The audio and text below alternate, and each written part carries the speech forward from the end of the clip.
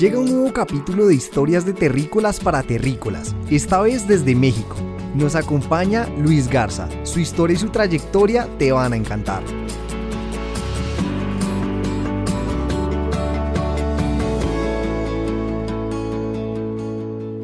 Bien, bienvenidos a Historias de Terrícolas para Terrícolas. En este momento tenemos a Luis Garza, más que un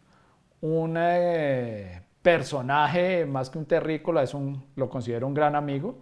Luis es mexicano, vive en Monterrey y me parece una de las personas, sin lugar a dudas, más interesantes que he conocido en mi vida. Entonces, Luis, bienvenido. Cuéntanos un poquito, ¿tú qué haces en tu vida y todas las cosas que haces? Gracias, Jan. Yo me dedico al mundo emprendimiento. Esa es yo creo que la fácil manera de ponerlo. Desde hace 15 años emprendí negocios, uno con un gran socio que se llama René Lankenau, que fue jardines infantiles. De hecho, llegamos a estar hasta tus tierras. Sí. Del 2013 empezamos y esa aventura se acabó casi el año de COVID. Gracias a Dios no por COVID, sino más bien porque la traspasamos a una persona muy querida en Colombia. Y en la aventura de dueño he empezado otras cosas. Empecé un negocio que se llama Kinedu, que todavía manejo día a día, que es una aplicación para padres y madres de familia que acaban de tener hijos y acaban de tener bebés, con la idea de que les podamos dar todas las herramientas para que ellos puedan ser mejor papás o mamás, que significa que sepan cómo está su hijo, que sepa cómo pueden jugar con el bebé o la bebé para que puedan desarrollarse a su pleno potencial, que sepan qué tienen que saber para ser papás, desde cómo cambiar un pañal hasta rutinas de sueño, etcétera. Eh, en fin, todo lo que se relaciona en la primera infancia. Y también en el camino empecé en un rol de inversionista y ahorita soy socio de un fondo que se llama WOLEF, basado en la Ciudad de México, que tenemos unas 40 y tantas inversiones, entre ellas 5 unicornios como Nubank, Confío en México, Jeeves, entre otras. Una colombiana también muy buena, que no es unicornio aún, pero se llama Foodology, fundada por una Daniela de Bogotá. Sí, sí, sí, sí. Luis, en tu historia, si tú te devolvieras, ¿de dónde te nace este tema de emprender? De emprender, es una gran pregunta. La verdad es que no tengo idea. Eh, o sea, sí sé el momento, pero no sé la raíz ni creo que sea tan relevante el porqué. Pero sí me acuerdo que cuando yo estaba estudiando maestría, una- uno tiene que sentirse afortunado de lo que ha podido hacer gracias al boleto de lotería de la vida que sacó. O sea, nací en una gran familia, que tenía los recursos, que tenía el mindset para ayudarme a salir adelante. Y gracias a eso pude estudiar en las mejores escuelas. Y cuando estás allá te pones a pensar en pues, cómo pagar un poco tu hipoteca social que has tenido y cómo devolver. Y para mí era cómo puedo yo generar las mismas oportunidades para otra gente que yo las he tenido. Y la mejor manera creo que es emprender, es crear más empleos, es crear nuevas cosas desde cero. Emprender es crear desde cero, creo que no es la cosa más fundamental de emprender, a diferencia de ser un manager que hay grandes cosas, pero transformar nada en algo es pues un superpoder, yo creo. En ese superpoder, nosotros nos conocemos hace 13, 14 años, yo creo. Exactamente, casi. Eh, Hay un tema que siempre me ha parecido muy interesante en ti y es que tú te rodeas de gente talentosa. Okay. ¿Cómo le haces para encontrar gente talentosa que no es tan fácil? ¿Qué te puedo decir? Soy muy afortunado de que la vida me conecta con gente, o sea, incluyéndote, ¿no? ¿Cómo llegaste tú con nosotros? Al final es porque Pablo Constein, que el socio de Advenio en Colombia, que empezó Advenio en Colombia, no sé cómo dio contigo, pero te conecta acá y empezamos a trabajar juntos. Eh, o sea, se va a escuchar un poco arrogante, pero la frase esta que los jugadores tipo A no aguantan a los Bs y los Bs toleran a los Cs, entonces cuando tienes puros As, escupen a los demás y solamente se quedan con los As. No quiero decir que yo soy jugador A, pero sí creo que sé identificar lo que es un A-player y mantenerlo y cultivarlo. Y digo, tú conocerás a todo mi equipo, pues no todos entran siendo A-players al final, pero mucho parte también de darle la oportunidad a la gente de que sea lo que puede ser. tú y yo tenemos una gran diferencia de opinión. Para ti no existe la palabra debo y deber. Para mí sí. Que luego si quieres podemos entrar a eso, pero parte es lo mismo. Es la hipoteca social, el partir desde un boleto de lotería implica que tenemos que tener la apertura y tenemos que y debemos tener la apertura con la gente, darle la oportunidad. En eso nunca nos hemos puesto de acuerdo y hemos tenido conversaciones muy interesantes. Pero más allá de eso, y sí lo he visto en muchas personas en Monterrey, este tema de la hipoteca social sí es algo común para ustedes. Desarrollame más esa idea. A ver, como todas las ideas, no son ni buenas ni malas, ¿no? Tiene creo que la raíz quizá católica o cristiana, quizá inglesa. Los ingleses el sense of duty, ¿verdad? El sentido del deber muy marcado.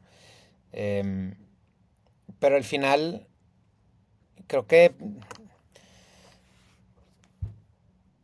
independientemente, el problema del deber algo es que tú te puedes generar deudas inventadas y tóxicas para uno, pero pues hay una deuda que tienes que pagar, que es la fortuna de donde naciste.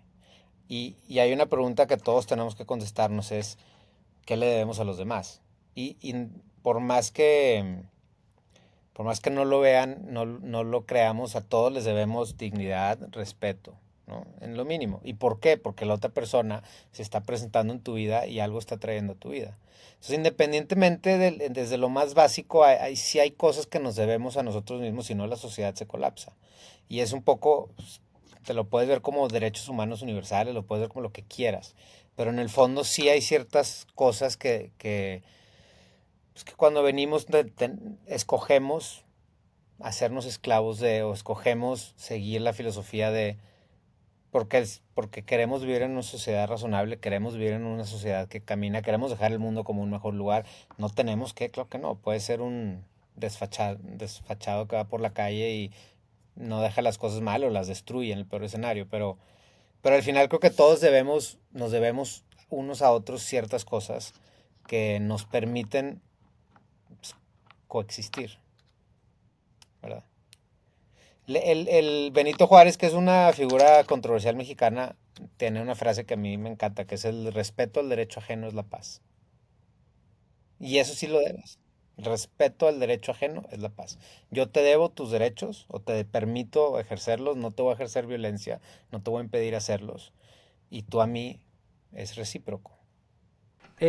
Luis, tú que has trabajado con gente de todo el mundo y has estudiado con gente de todo el mundo y tienes tanta interacción con tanta gente, ¿qué diferencias culturales empiezas a saber que si las manejáramos mejor, podríamos trabajar de una forma distinta? A ver, el lenguaje es la primera. O sea, olvídate del cultural, la manera. Para mí es un poco, yo siempre he tenido la pregunta si tú y yo vemos el azul igual. O sea, el azul que tú ves es el mismo azul que yo veo y cómo vas a saber, no sabemos, ¿verdad? O sea, nunca vamos a poder demostrarlo. Pero el lenguaje es lo mismo. Las palabras que tú y yo decimos y escuchamos, podemos pensar que son lo mismo, pero no necesariamente significan lo mismo para nosotros. Y eso tiene un nivel muy personal. Te voy a poner el ejemplo más gracioso en mi vida. Los pendejo en México es un insulto, sí, es un insulto. En Argentina es un niño. Los pendejos son los niños. Y no es porque están tontos, es porque son niños. Entonces, a veces la gente, cuando estamos trabajando con culturas diferentes o distantes, decimos cosas, y no estoy hablando de los tonos, ni de estoy hablando de las palabras en sí. Podemos decir lo mismo, podemos escribir lo mismo por WhatsApp, y significan cosas diferentes en lugares diferentes, ¿no? Esa es una. La segunda es el tema de cómo dices las cosas también. Tú sabes, trabajando con la gente que a lo mejor de Brasil, los brasileños son alemanes casi, son bulldozers, les vale, te van a decir lo que creen y se acabó. En México todo el mundo te va a decir que sí, ahorita y nunca va a pasar nada y te vas a confundir. En Monterrey la gente es como más directa y asertiva, etcétera. En Colombia la gente habla mejor. A mí se me hace que los colombianos tienen mucha propiedad del lenguaje que no encuentras en otros lados. Em, entonces, la forma en que dice las cosas también es importante. Creo que es la manera de llevar las relaciones multiculturales de manera más eficaz. es siempre interpretar las acciones y palabras de los demás de la manera más generosa. Punto. O sea, esa es una manera donde todos vamos a encontrar la paz. Porque, no sé, me mandó un mensaje una persona por Slack y estuvo muy rudo el mensaje. A ver, calma. Hay una explicación más generosa que estuvo muy rudo o que está enojada conmigo, o que sí, a lo mejor le dio calentura en la mañana y está enferma y se siente mal y nomás quería decir las cosas, ¿sabes? Y así mi interpretación es diferente. Tú nos enseñaste una cosa que es muy valiosa que quizá vale la pena que le recuerdes a tu audiencia, que es la escala de inferencias. Que a mí se me hace, hasta que no te las muestras, no te das cuenta que toda la gente que habla del dominio de las emociones y cómo hay que respetarlas todas y todas son válidas es puro pedo. Porque tienes el control sobre las emociones. Si tú tienes el control sobre la emoción, ¿por qué, por qué son válidas todas? No tiene razón de ser. O sea, sí son válidas. Que no quiero entrar a ese tema porque luego los gentle parents a mí me desquician. Pero entiendo el punto de que las emociones solo son emociones, pero la realidad es que tú puedes interpretarte las cosas para que la emoción sea diferente. Ya, absolutamente. Y atención, este tema de que todas las opiniones son válidas, ¿no? Hay opiniones que no son válidas. Sí, opiniones estoy de acuerdo, pero emociones, ¿qué tal? Las emociones ahí hay una diferencia enorme porque van a depender de dónde vienen. Si vienen de una interpretación, estoy jodido. Porque si mi interpretación no es generosa, como le dices tú, me voy a ir a una emoción donde voy a tratar de devolverte o de hacerte daño. Entonces, acá el tema es cuando la emoción viene disparada por un hecho, no por la interpretación del hecho. Es empezar a hacer que cuando somos conscientes, la emoción, que es antes de la acción, lo que me pone en movimiento, nos pone en un sitio de resolver lo que está pasando. Pero a ver, todas las, digo, yo quisiera regresar a ese tema. Al final no existen los hechos. Lo único que existe son las interpretaciones de los hechos. En mi mundo, ¿verdad? En tu mundo son otras cosas. Pero es imposible ser completamente objetivo con los hechos. Por ende, toda es interpretación. Eh, Como siempre, Luis, nunca vamos a estar de acuerdo y por eso me encanta trabajar con vos. ¿Verdad? Yo, yo creo que hay una anécdota cuando nos conocimos, que Pablo nos pone en contacto en el DF, nos sentamos y nos ponemos a hablar y yo no sé tú qué estabas esperando, si yo te iba a hacer una sesión de coaching o qué, nos empezamos a hablar y yo, sabes que no estoy de acuerdo, pero está bien, esa es mi opinión y tu opinión es otra. Y yo creo que parte de lo que yo admiro en ti es eso, que tú tienes una capacidad de decir, esa es tu opinión, no me la tomo personal, trabajemos y resolvamos el problema. Va. La pregunta acá es, ¿cuál fue o cuál ha sido el impacto de tus viejos, de tu crianza en esa forma de pensar? Ah, mira, no sabía que era de psicoanálisis esta sesión. No, esto no es Eh, psicoanálisis, no es. no, es una buena pregunta. Em, Mi papá siempre ha sido muy directo y muy, o sea, él sí jura bajo la palabra deber, o sea, qué se tiene que hacer, en qué momento y por qué, y cuáles son las rutinas y cuáles son los encuadres y todo eso.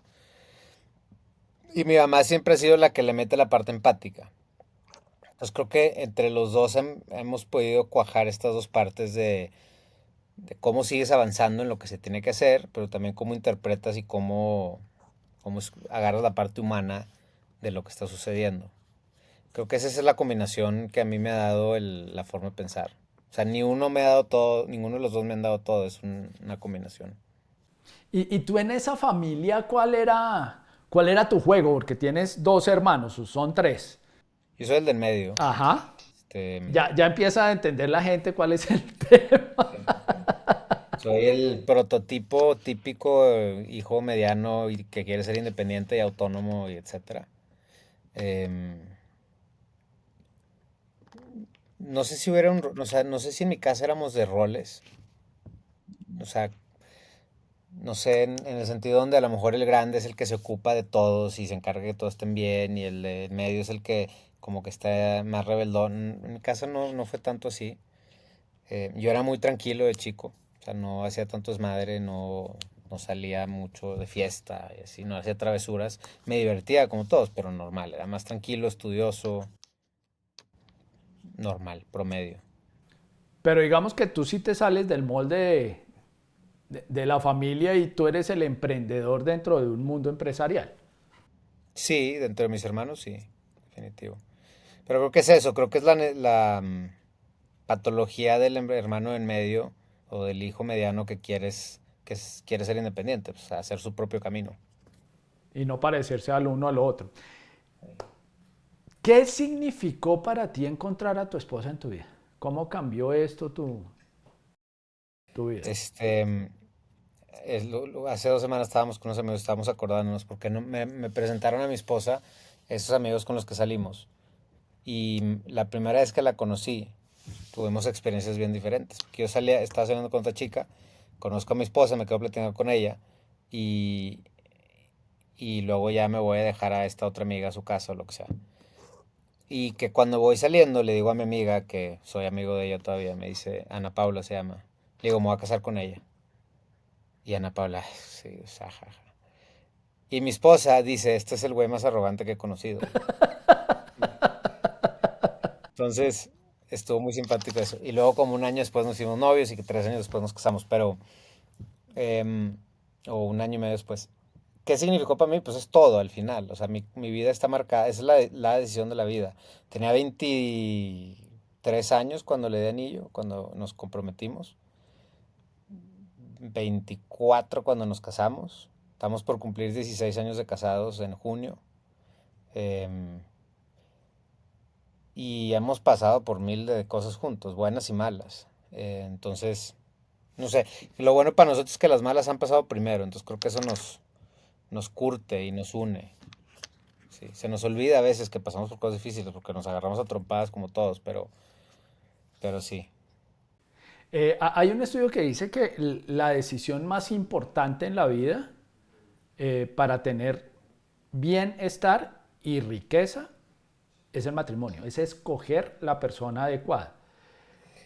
Mira, mi esposa ha sido una persona que ha apoyado todas mis decisiones de negocio y no de palabra, o sea, de fondo, porque pues venimos de familias acomodadas donde pudiéramos vivir la vida, donde teníamos un tren de vida bueno. Nos casamos, soy emprendedor y pues olvídate de tu buen tren de vida.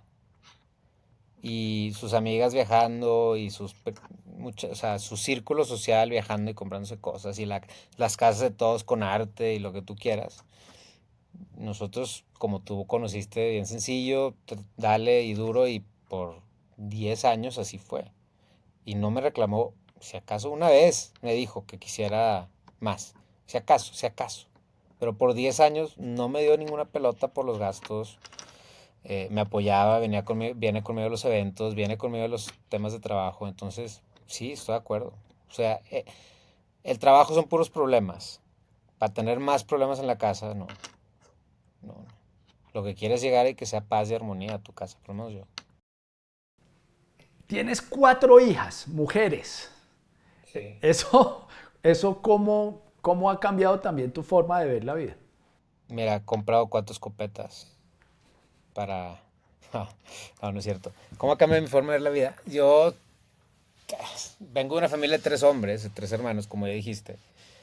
Y trabajé o fundé un negocio donde éramos 400 empleados y 395 mujeres y 5 hombres. Kinedo es un negocio donde hoy somos 30 personas, 20 mujeres. Tengo una casa donde están mis 4 hijas, 2 chicas que nos ayudan, mi esposa y un perro. Entonces mi vida cambió de ser dominada por hombre a dominada por el mundo de la mujer. Este, y creo que eso me ha complementado a mí y me ha hecho un poco más, no te voy a decir sensible, pero más, escucho mejor, creo. Creo que la cualidad que me han dado el estar rodeado de mujeres es que aprendo a escuchar más, ser un poco más paciente antes de... No es que haga mis juicios menos rápido, es que permito que existan otras, como tú lo dijiste, que existan otras opiniones. Pero pues pero sigo siendo, o sea, sigo pensando igual, nomás como que te permites otra realidad que antes no conocía. Te abre otra opción. Ujú. Eh, Eres un personaje que estudia en Harvard, estudia en Stanford, que es como para nosotros es como, wow, esto es el top of the top. ¿Tú qué aprendiste con esas experiencias? Mira, con Stanford lo tengo bien claro, bien claro. Y Stanford es bien interesante porque es muy libertario. Si tú te encuentras de todo, de lo que tú quieras, la filosofía que tú quieras, la ideología que tú quieras, todo lo que tú quieras, ahí está. Eh, el lema de Stanford es The winds of freedom blow. Los aires de la libertad, los vientos de la libertad fluyen o soplan, no sé cuál es la palabra. Y yo creo que ahí aprendí y me quedó claro que la libertad es el valor número uno. No hay más. Sin libertad no hay más. Eh, en Harvard fue un poco diferente porque en Harvard fue donde decidí ser emprendedor. Y tú lo dijiste un poco de que si salí del molde del prototipo. Yo era el prototipo de mi familia hasta llegar a Harvard. Mi papá fue ingeniero en Stanford, maestría en Harvard. Mi hermano ingeniero en Stanford, consultor, maestría en Harvard. Luis ingeniero en Stanford, consultor, maestría en Harvard. El que rompió el patrón antes fue Pablo, mi hermano, que fue abogado. Pero en ese momento de la maestría yo decidí, yo no quiero trabajar ninguna empresa familiar, ningún corporativo, nada que se asemeje a empresa grande. Y ahí fue cuando fue el punto de quiebre. ¿Y qué empiezas a ver cuando teniendo el apoyo de tu familia, tú dices, voy a sobrevivir con esta decisión? Y yo te conozco en ese momento de vida. Mira, apoyo a mi familia es una frase muy simpática, porque si bien sí me apoyaron, y mi papá invirtió en el negocio, fue uno de los 5 inversionistas que tuvimos en el primer negocio. En el momento que yo les comuniqué a mis papás que estábamos hablando por teléfono y mi esposa estaba al lado y ella me recuerda porque a mí se me olvida. Oye, voy a empezar un negocio. ¿De qué vas a empezar? De guarderías. ¿Qué? La respuesta fue, la frase fue, como ¿por qué vas a desperdiciar una maestría en Harvard para empezar un negocio de guarderías? Este, y yo ya creo que ya tenía sentido del humor, entonces me valió y me ataqué de risa. No sé qué dije, güey, o sea, no creo que lo haya tomado tan a la ligera como ahora, pero en mi familia siempre hubo exigencia, de exigencia de hacer lo mejor. Y mi papá tiene una frase y es muy real. Y después de 15 años de emprendedor la entiendes después de que van creciendo los negocios. Es la misma pinche energía manejar un negocio de 3 personas que de 400. La misma energía soñar en chiquito que soñar en grande. Es la misma energía. Lo mismo desgaste. Es lo mismo. Entonces, si te vas a desgastar y vas a perder energía por una piedra, pues mejor vete por la mina de oro. En ese sentido de la conversación, estaba de acuerdo con mi papá. A lo mejor 15 años después no lo hubiera hecho igual. Lo hubiera hecho de diferente forma. Y en este estado de madurez, ¿cómo te ha ayudado esa experiencia de haber emprendido tu negocio, en el estar en este fondo de inversión y ya tener una perspectiva distinta? Mira, esa es una de las cosas que volteando hacia atrás te das cuenta que tenías razón. Hay pocas veces que he tenido razón en la vida, pero esa sí es una. Porque en maestría la razón por la que fui emprendedor, más allá de regresar a mi país y hacer todo, es porque quería entender cómo se hacía un negocio. Y mi juicio en ese momento era, la mejor manera de aprender a hacer un negocio es haciéndolo. Nadie te va a enseñar, no puedes leer un libro, 100,000 historias de emprendedores no te van a hacer. Entonces, ¿qué hice? Aprendí un negocio. Y luego aprendí a hacer otro. Y luego, adentro de Kinedo empezamos Aldea. Y es otro tercer negocio que empezamos. Y luego invertí en negocios chiquitos. Y luego les ayudé a emprendedores. Y luego le ayudé a un amigo a empezar su propio negocio. Entonces, pues vas agarrando callo de las decisiones y los problemas que toman. Y eso me hace mejor inversionista. Por el simple hecho que cuando me cuentan las experiencias, las aventuras que están pasando, puedo ser más empático. Olvídate de tener razón. Es que no sabes si puedes tener razón, si vas a tener la respuesta o no. Eso no es el punto. El punto es que cuando inviertes el, el héroe, el protagonista, no es el inversionista. Y uno de los errores de los inversionistas es pensar que son protagonistas. Nosotros estamos ahí fondeando, pero el que resuelve es el emprendedor. Entonces, el que yo pueda entender al emprendedor, ayudarle a quitarle la carga emotiva y de estrés de lo que está haciendo y quitarle piedras del camino y que ellos puedan resolver los problemas, eso es lo que me ayudó a haber empezado antes. Creo que hay grandes emprendedores que son financieros, grandes, porque también hay muchos negocios que se hacen a través de las finanzas, pero creo que es indispensable a- no es indispensable, es de sumo valor agregado saber hacer un negocio en México, en lo que estás haciendo. No estoy en Brasil porque no sé hacer negocio en Brasil. Tú me enseñaste algo que se llama iterar. Yo hasta ese momento, para mí la iteración, yo venía de multinacionales y había trabajado en otras cosas donde esa palabra es desconocida. ¿Tú qué aprendiste con este tema de iterar, resolver, no funciona, salte, vamos con el siguiente? Mira, eso es una cosa que yo también aprendí, porque no te enseñan, o sea, bueno, sí te enseñan, pero no puse atención en Harvard. Te la Este, saltaste. ahora que lo digo, sí, sí te enseñan. El tema es que al final el emprendimiento es una serie de problemas o de riesgos que estás quitando del camino. No es tanto como un voy a construir un cohete y va a despegar, sí, eso sí funciona. Es más bien cómo vas deshojando la cebolla para que al final vaya quedándolo fuera lo malo y listo. Entonces, cuando estás invirtiendo, el principal tema del emprendimiento es la incertidumbre. Cada riesgo que tú quitas, hay menos incertidumbre. ¿Cómo haces eso? Prueba y error, hipótesis. Entonces las iteraciones no son más que el método científico implementado en tu negocio. ¿Qué tipo para campañas de marketing? Vamos a hacer el método tradicional es planea una campaña, el CEO dice que las mujeres son el futuro, vamos a una campaña de las mujeres como el futuro y sus bebés, y eso es lo que vamos a hacer, y listo, y grabamos un video y esto es lo que hace, y grabas el video, y a nadie le importó tu campaña. La alternativa es, oye, a ver, vamos a probar cuál es el mensaje. Vamos a poner en Facebook 5 mensajes, 5 copies. Vamos a poner 5 panorámicos dibujados con inteligencia artificial con 5 mensajes. ¿Cuál es el mensaje que más le pica a la gente? No, pues es el mensaje donde es difícil la maternidad. No somos superhéroes, somos personas normales. Ah, vámonos por ahí, le picas ahí. Oye, ¿sabes qué? Vamos a hablar, ya resolvemos el primer problema. ¿Cuál es el mensaje? Ahora, ¿cuál es el medio? Vamos a poner una imagen, vamos a hacer un videito corto con una mamá influencer que nos cueste $100, no 500,000. Ponemos el video, ponemosle copy, ponemos una caricatura hecha por ChatGPT. ¿Cuál jala? Oye, jaló la caricatura hecha GPT. Perfecto, ya tenemos el tipo.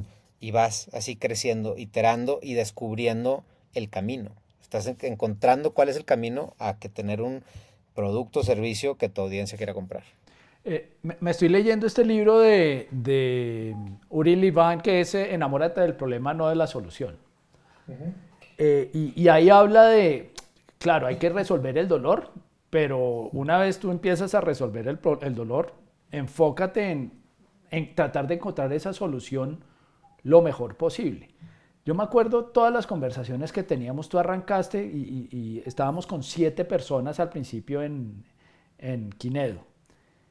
Cuéntale a la gente dónde están esas 5 o 7 personas en este momento, o sea, porque también es cómo desarrollas ese talento y sabías que se te iban a ir. Sí, yo no sé a qué se me iban a ir, resulta que se fueron, pero Diego Marcos se fue a Amazon y en su momento se fue a manejar el botón de checkout, literalmente el mendigo botón, el CTO de Kinedo. Entonces todo lo que hacía era asegurarse que ese botón funcione, que la gente pueda pagar y pues sus navidades eran una locura, porque el 23, 24, 25 estaba conectado, que no se caiga y todo eso, ¿no? Perdían millones de dólares por minuto si se caía ese botón y no funcionaba. Entonces lo tenía que tener al 100. Cristi Tobar se fue a Kavak a trabajar en e-commerce y creo que montó la página, no me acuerdo qué más hizo. Eh, tenemos gente que se ha ido a Apple en California, programadores de Apple, programadores a Microsoft. Nuestros programadores se van a los mejores lugares. A Oracle se nos acaban de ir 2. Silo, la empresa está de bienes raíces en Estados Unidos. Eh, ¿Quién más? Andrés Sá se fue a Google. Se fue a MBA y luego se fue a Google.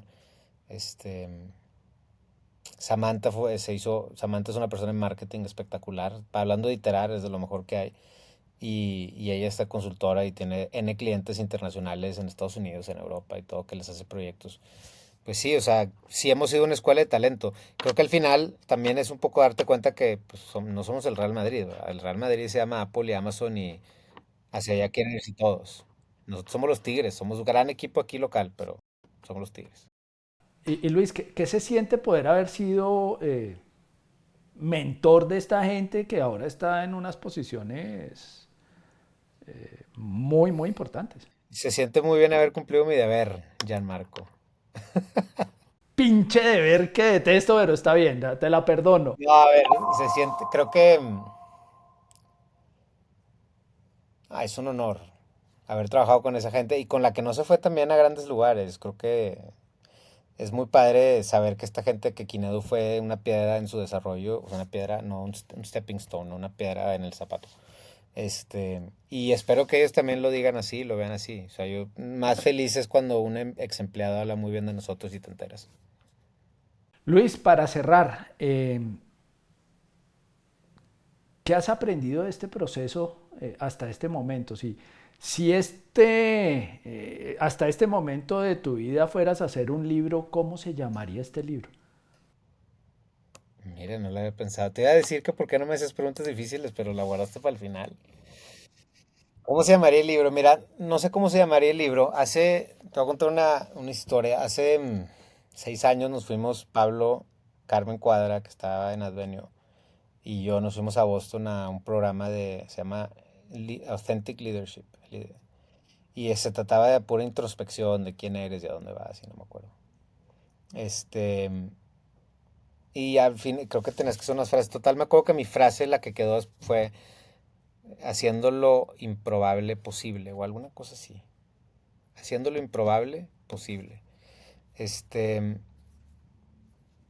y eso me gustaría que me defina. No sé si todavía cuente como que me defina, pero al final el tema es, o sea, el tema de mi vida todavía no está acabado, todavía falta mucho. Entonces hacemos un libro ahorita, Vamos a la mitad. estamos a la mitad, sí, sí, espero que a la mitad y que dure 40 años más. Hay muchas buenas historias, pero apenas estamos a la mitad. ¿Qué he aprendido? La pregunta importante es, no volvería a hacerlo como lo hice, definitivamente. Me encanta el mundo emprendedor, definitivamente empecé un negocio y creo que hay maneras muy improbables de cumplir las metas que tienes. O sea, yo no, si bien empecé a ser emprendedor para luego ser inversionista y estar en un fondo y todo eso, o sea, se me olvidó por mucho tiempo. O sea, esa misión que yo tenía se me olvidó por mucho tiempo. Me metí demasiado al trabajo. Este, y, y creo que es importante no perder de vista el largo plazo. O sea, a veces nos metemos tanto y los emprendedores con tan pocos recursos le estamos dando y dando que se te olvida sacar la cabeza y ver. Y no te quiero decir que fue suerte o sea, sí fue mucha suerte que caí, donde acabé, donde estoy ahorita. Em, pero, pero me hubiera gustado serlo un poco más consciente durante el tiempo. Y creo que eso no lo hice consciente durante el tiempo. Pero sí me acuerdo perfecto, para los 40 voy a estar en un fondo. Sí lo dije, sí me acuerdo. Mi esposa se acuerda. Entonces, de chiripa, como decimos acá. Acá también es igual. No, sí, y bueno, te voy a decir una de las cosas que se me viene a la mente ahorita. Tú dices, ¿cómo te rodeas de tanta gente tan buena? A René le aprendí una cosa muy valiosa, que, que no siempre aplico, pero que se me hace muy valioso, que es a alguien íbamos a ver. Y yo le decía, René, esto es una pérdida de tiempo, bla, bla, bla, bla, bla, lo que tú quieras. Y al final me dijo, nunca pierdas, o sea, con esto nunca pierdes el tiempo, conociendo gente, nunca pierdes el tiempo, nunca sabes cómo te vas a cruzar en el futuro. Y creo que esa es una buena respuesta a la pregunta de cómo le haces para conseguir gente. Siempre estoy abierto a platicar, a conocer, a darle oportunidad a la gente. Y con el tiempo, pues eso paga al final. Luego la otra cosa que también creo que es importante, y esta me lo dijo mi suegro, la vida real es al revés que Las Vegas. Si tú vas a Las Vegas, entre más juegues, entre más fichas pongas, entre más turnos al bat, como le quiero decir, más pierdes. Porque los odds están del lado del casino. En la vida real es al revés. Entre más pongas, más juegues, entre más arriesgues, más probabilidades tienes de salir arriba y de ganar. La única cosa donde se parecen y son iguales es que si se te acaba, se te acaba. O sea, lo único que tienes que manejar es no quedarte sin fichas en la vida. Pero si puedes estar poniendo poquitas fichas y seguir, y es como invertir, es como, o sea, así, entonces, ¿qué pasa? Si tienes todo tu dinero abajo del colchón, pues no vas a ganar nada. Pero si empiezas a invertir y lo pones en muchas empresas, y pues eventualmente todas van a ir creciendo, la probabilidad es que así sea a la larga. Pues creo que ese es bien importante, o sea, es un poco mi filosofía también, pues, porque hago diferentes cosas, porque entre más juegas, más ganas. Luis, muchísimas gracias por tu tiempo, viejo. Creo que el nombre del libro estoy de acuerdo. Te lo publicaré en su momento. Está bien, tú lo dirás. ¿Cuál sería tu aprendizaje de haber estado platicando conmigo más de 10 años? No, yo creo que es un tema de no perder el pensamiento crítico. Fíjate que yo creo que parte de lo que nos pasó a los dos es que yo como colombiano y tú como mexicano en ciertos sitios, yo no sabía quién eras tú, no sabía tu familia, no sabía nada y podíamos tener conversaciones absolutamente críticas porque yo no tenía nada que perder. Y cuando tú me hablabas a mí, pues tú acá tampoco eres nadie, entonces acá es esa capacidad de poder escuchar una voz completamente distinta y decir, puede que no esté de acuerdo contigo, pero ven, tomo una nota porque esto vale la pena reflexionarlo. Luis, gracias por tu tiempo. Sabes que acá en Colombia tienes un amigo y bueno, esto lo abriremos a redes para que la gente te conozca y vea el ser humano que eres. Gracias, Jan, te mando un abrazo. Un abrazo, cuídate, feliz noche. Chao.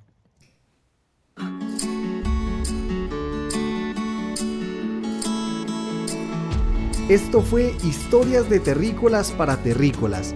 No te pierdas nuestro próximo episodio y recuerda, la próxima historia podría ser la tuya.